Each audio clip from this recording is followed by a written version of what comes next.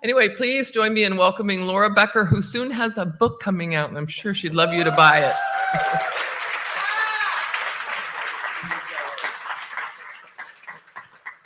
Okay. So, this whole conference has been really interesting because everyone's speaking on the harms that are being done. How can we prevent the harm? How can we prevent our kids from being harmed? Our kids have been harmed. Is there any way for them to detransition? And I think, well, I'm a detransitioner. So, and I've made the valiant attempt to understand the psychology of detransition. The very broad, yes. Just point at you? Okay. Very demanding. It's fine. So we can go to yeah. So just about me, that's my Twitter icon. I detransitioned in 2019 at the age of 22. So I've been speaking out publicly, as some of you might know, and I've been also studying this intellectually, socially, talking to peers for the last 5 years. And so my observations and calculations and articulations in this presentation are due to those 5 years of study, not just from my own self as a case study personally, but from all the peers that I've interacted with, all the parents, all the people like Vincent. I got a lot of my neuroses from him. Some of them helped too. So I'm gonna go through a little bit of my case study just to show archetypal detransition story. So that's me as a little kid. I was destined to make some funkadelic, psychedelic rainbow art, clearly in my future. But, just a kid. And the next one is me at 18. I was non-binary, queer identified, about to come out as transgender shortly after. And how did I go from that kid to this depressed individual? Well, it's all in my memoir, but I have to buy that a little later and I get that out. But the synopsis, I was diagnosed on the autism spectrum when I was 11, polycystic ovary syndrome at 11 as well. So my hormones were a little wacky. And I also experienced chronic verbal, emotional, and psychological abuse from my father, as well as gaslighting and emotional neglect about the abuse, pretty much for over a decade with my family. And so I was traumatized, didn't know that for a long time. And I came out as trans and queer, found gender ideology on Tumblr and in my school, and I immediately latched onto it. And so that is me when I was trans identified. Actually looked pretty cool there. A little funky, little proto-funk with the jazz there. That's when I was 19. So I wanted to be a gay man. I don't know if that really worked based on those aesthetics there. And then, and I was making an effort. And then the next photo, I've never publicly shared that one, but I'm sharing it now because that was immediately after my mutilation, my medical mutilation. And this is kind of the elephant in the room. This is what we want to avoid, but this is what is happening. This is what is my life. I live with this. This person is alive in my body, not a healthy person. I got testosterone at 19, and although I was suicidal throughout, abusing drugs, substances, major, complex trauma going on, I was approved through the medical pipeline. We all know the gender industrial complex. At 20, that happened to me. And then this even more depressed looking individual, I have a lot of sympathy and love for her, but she didn't really get loved, properly. But that was me at 22, shortly before I detransitioned. I detransitioned at 22 when I was diagnosed with PTSD from childhood abuse, from relational abuse, and from the transition itself. This was the third party that said I had more PTSD from the transition. And then that is me. About a year and a half later, I had already psychologically detransitioned, but I was still going through some transcendent processes. So the point here is to show, yes, there's a case study. Yes, I'm living proof of this. But my aim and focus is only on the psychological. There's so much focus on the medical and the social, but what does it really mean to detransition psychologically?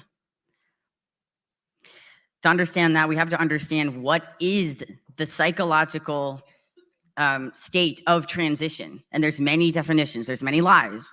So I want to be very clear and articulate with my definition. My definition of transition is the act of coping with psychological discomfort about being a male or female through body modifications like hormones and surgery to aesthetically mimic and socially be treated as the opposite sex. And why, what is the name of this condition? Gender dysphoria, right? We've had much discussion in this conference. What is it? What should we use this term? This is how I define that experience. The psychological distress a man or woman feels when they are unhappy about their biological sex and their sex role. The two components to that, the physical, which is sex dysphoria. They hate their bodies and their sex traits.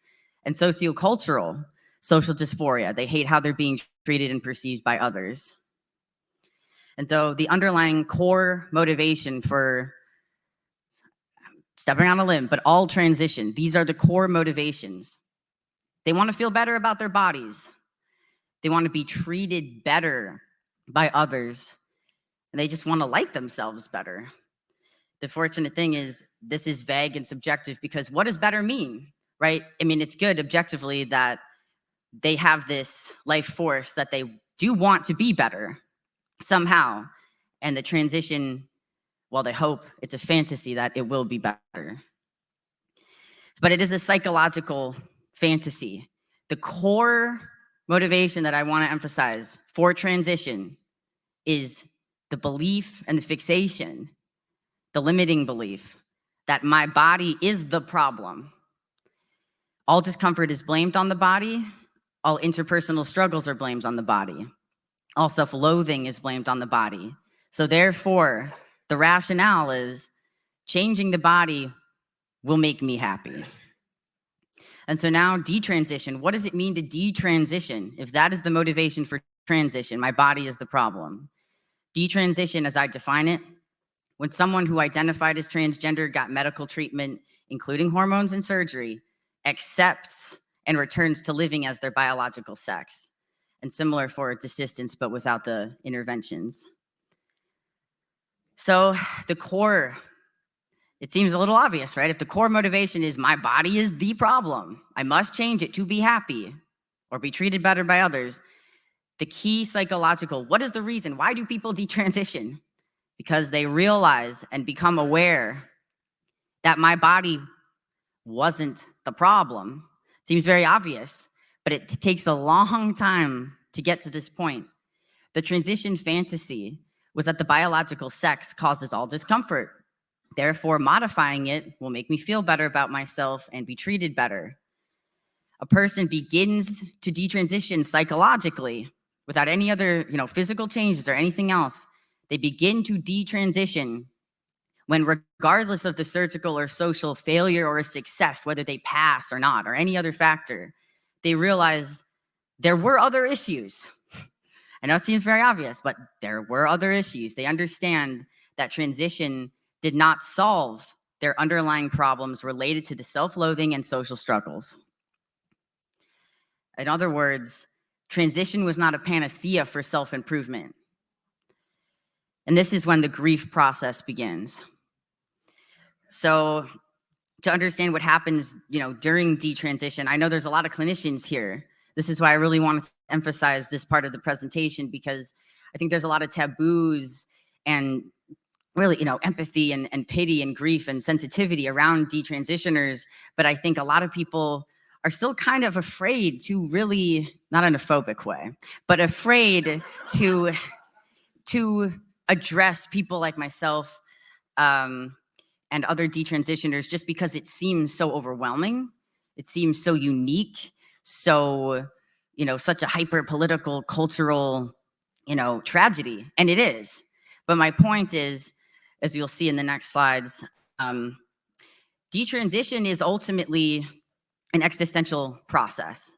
It is a grief process. And so I really want clinicians and everyone else here to understand detransition through the lens of grief in a humanistic manner, and to get away from the political side of things and the narratives and the meta-narratives, that existentially it is psychologically like any other form of grief. And so there's the phases of grief, the stages. Denial is a defense against pain, initial disbelief and rejection of the reality of the pain, and shock and awe. So these are people who are going to say statements like, well, no, I am truly trans. There are some people that aren't, but I'm truly trans. They're in denial. They're going to say, well, I mean, maybe I have some medical complications, but ultimately transition saves my life.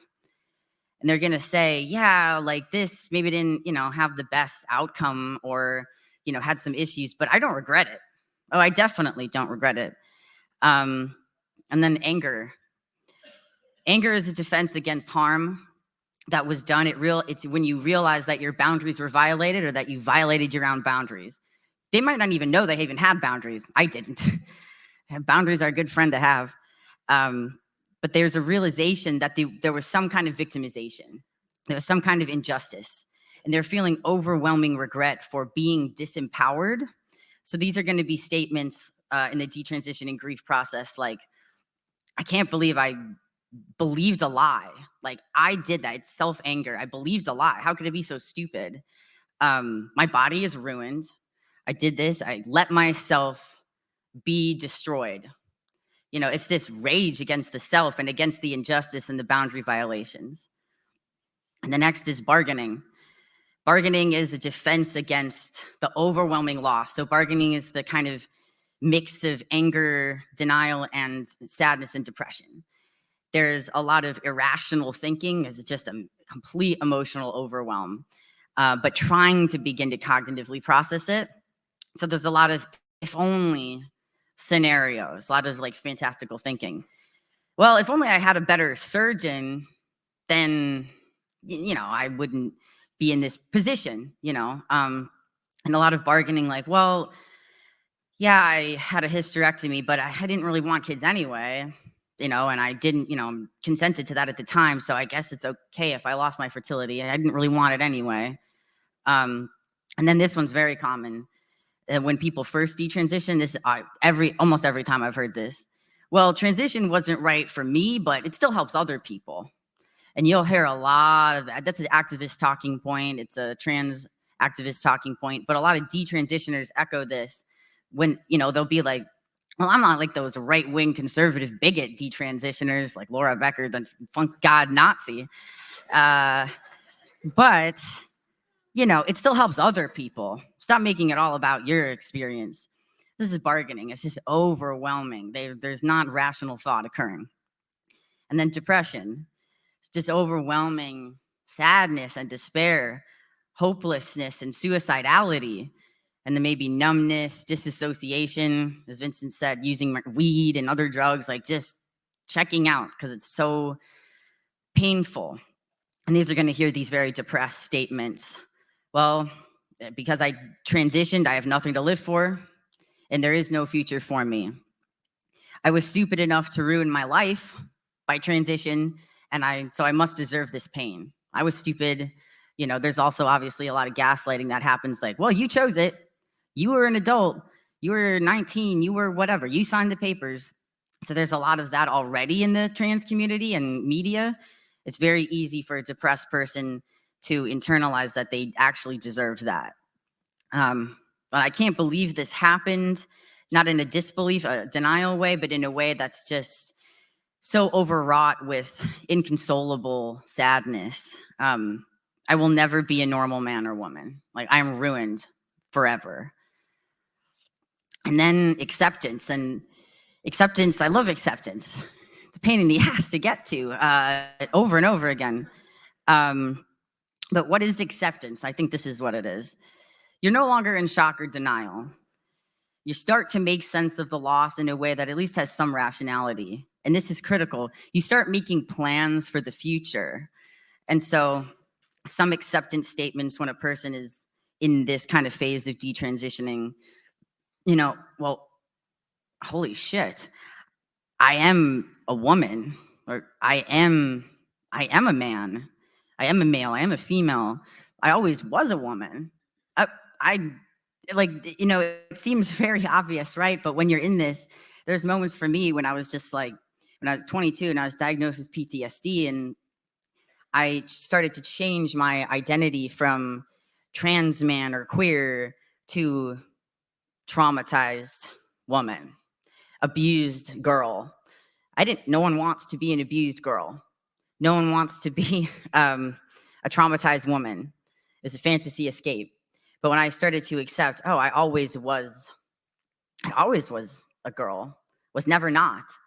And then what happened to me was wrong, or I'll say fucked up. It was fucked up. But I am alive.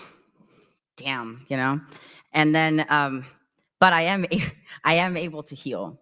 So this is, no one really talks like this last statement here, but that's a summarization. And then I did include this graphic here of what looks like a spiral.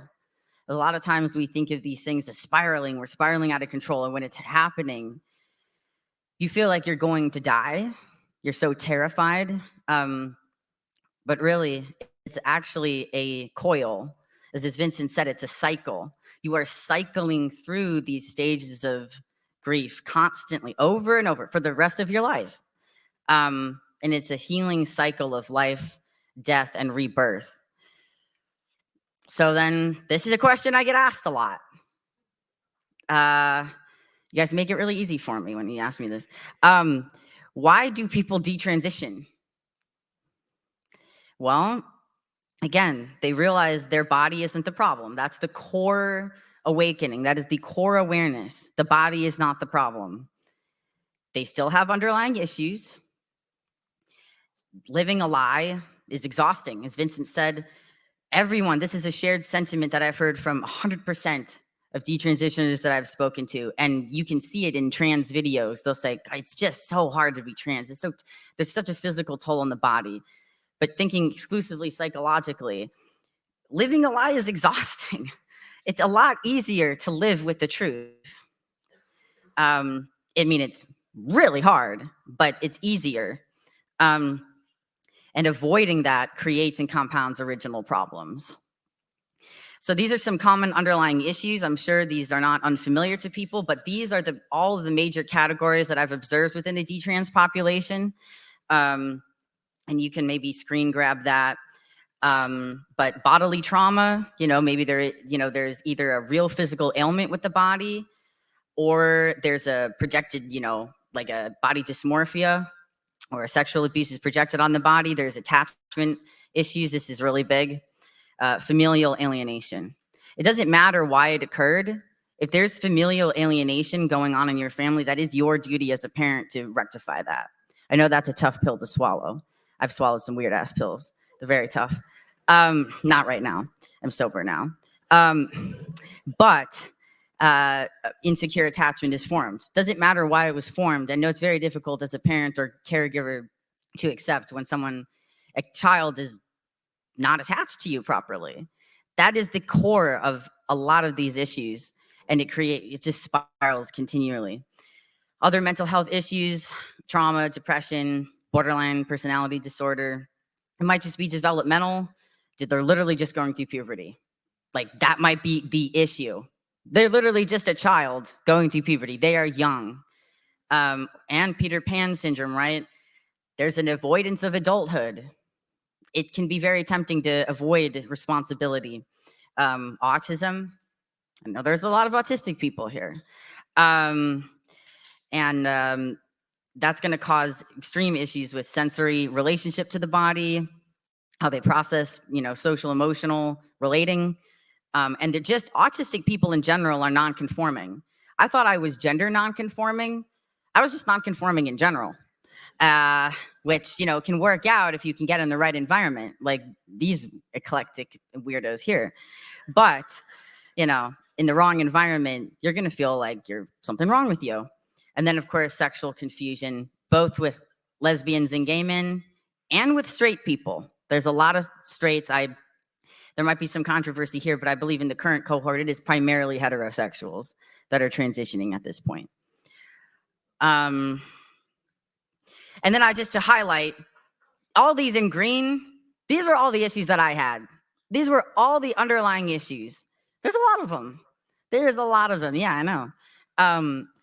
And these were all the issues that I needed help with that were neglected. And transition, you can guess what percentage transition helped with this. It's 0%.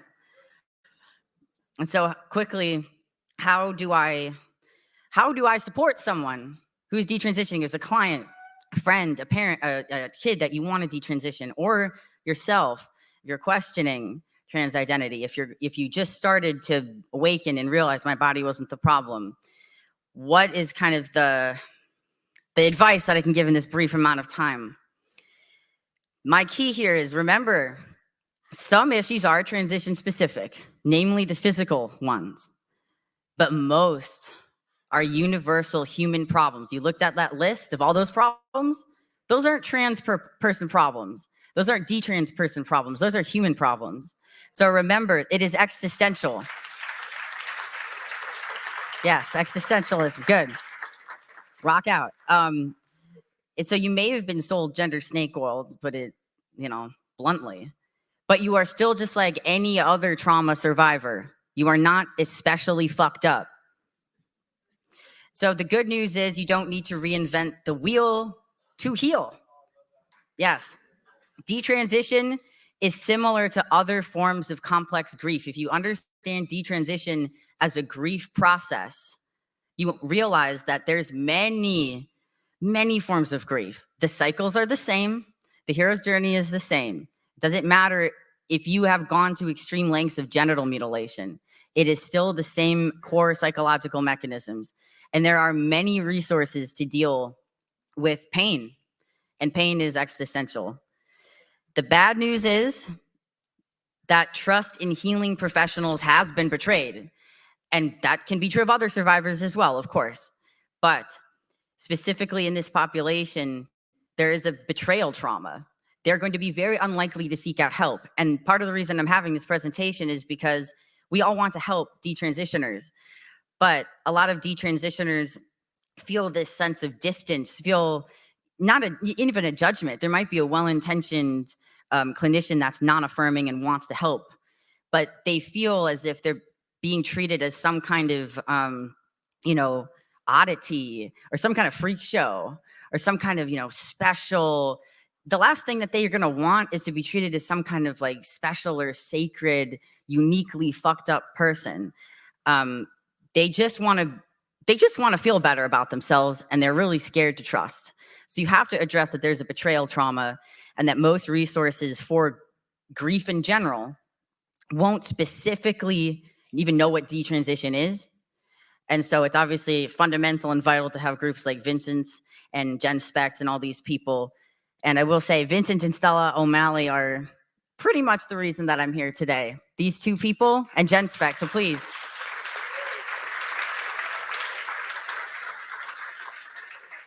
Because there is an alienation and loss of support from, and this is, if you like that trauma stuff, you're gonna love this. So I'm still working on it, but this is my memoir, Surviving the Trans Myth, okay, Transcendence.